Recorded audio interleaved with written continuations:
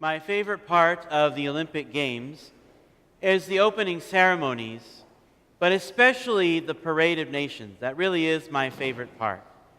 The reason why I enjoy that part so much is because for a time, all the nations of the world send representatives and they gather together in a spirit of competition, a spirit of brotherhood, and a spirit of togetherness, of unity, that under the banner of 5 interlocking rings that all the nations of the world can be at peace and strive towards the best values and qualities in the human race.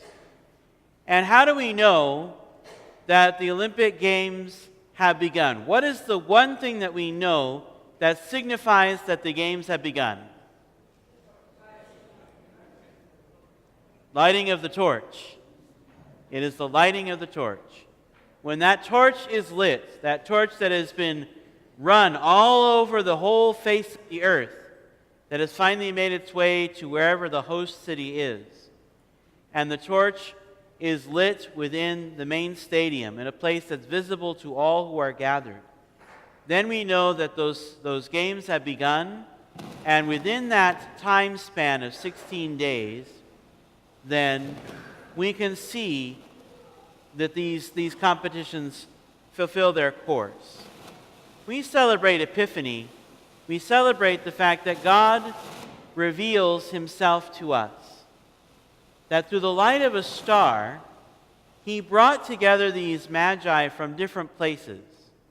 Now, the way that Matthew gives his account, it could almost seem like they spent the whole journey together, the magi did. But that may not be true. They may have met up somewhere along the way and said, well, where are you going? Well, I'm going to follow the star. Well, I'm going to follow that. Well, I'm going to follow that star. Well, let's all do it together. But they came from various different places. And they came because they recognized that something was happening in the world, and they needed to find out what it was. It wasn't simply that they noticed this star, and then they went about the rest of their lives thinking, well, that's all interesting and nice, but so what? So they didn't see the star, well, that's different, I think, but I'm just going to keep doing my life. When they saw the star, they said, now this is something new. We have to find out what it means. And they left.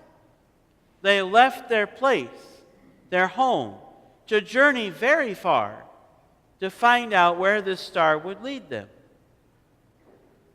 And it drew them together and led them to a place where they would find a king, but not in the palace with Herod, but instead to find him in very meager and humble circumstances.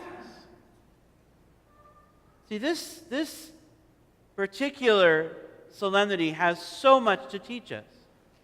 It has so much to teach us about what God is doing, because God doesn't merely reveal himself once and then that's it. It's done. God continuously reveals himself to us. He manifests his presence every day.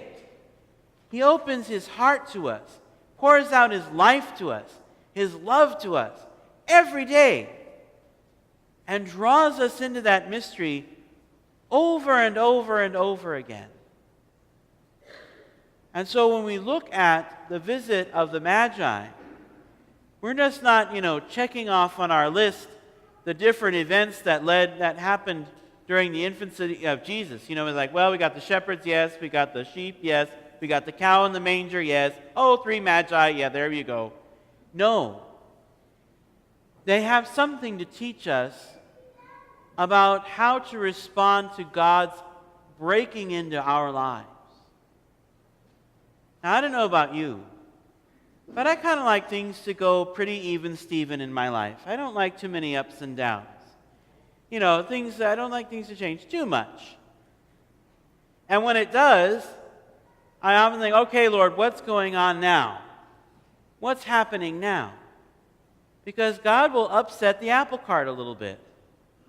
He'll shake us out of our routine so that he can awaken us to a grace that he wants to give us. He can awaken us to something that is going on that needs our attention. And so the Magi remind us that there are two very important elements to Christian life. The first element is that we have to be alert and awake to God's invitation. When they saw the star, they not only saw it, but they said, we need to investigate this. We need to find out what's happening. But they only could do that because they noticed that it was something different, something new. They had been attentive to their study of the skies, and when the star appeared, they say, this is something different. We have to find out what it means. So that first element is we have to be awake and alert to God's invitation. That happens through our prayer, through our opening ourselves every day and saying, Lord, how can I serve your will? How can I serve what you want me to do?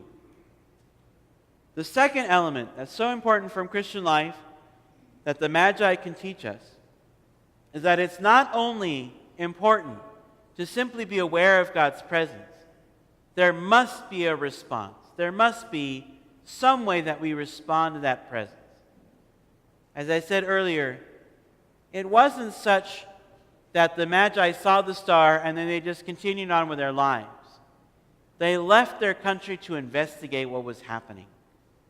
And because they did so, they met the Christ of God. They met Jesus, who was God's anointed Savior. If they had not gone to investigate that star, they would never have known the King of Glory. How many times then do we recognize that God is coming into our lives, opening our eyes to something, but we don't investigate what He wants? We don't respond. How many times have we missed an opportunity for grace, an opportunity to extend charity, because we just didn't respond? And so the Magi on Epiphany teach us to be constantly watching for God's presence, for God's actions, for His motions. But also they teach us to respond.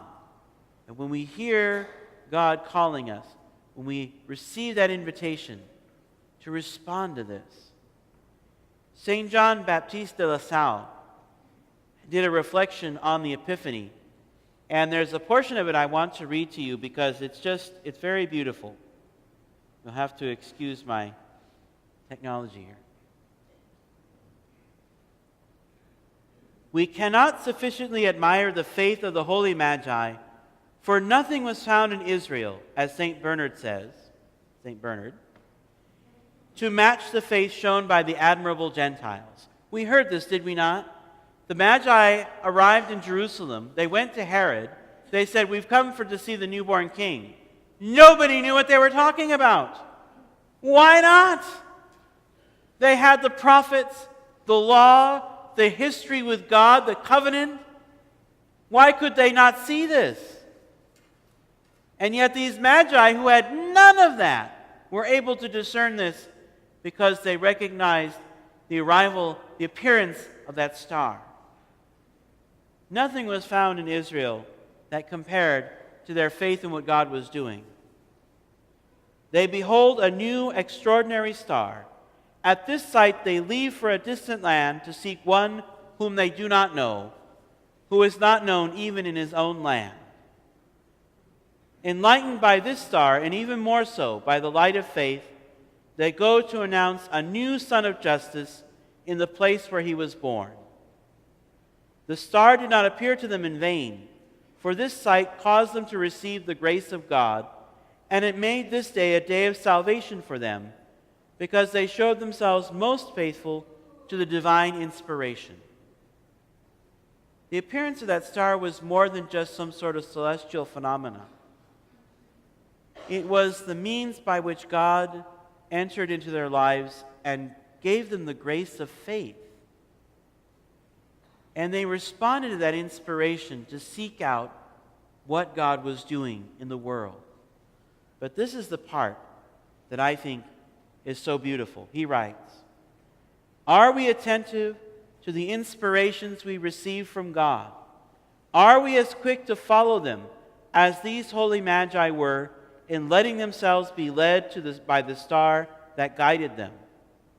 Frequently, the salvation and the happiness of a soul depend on this prompt fidelity to grace. That is the key line there.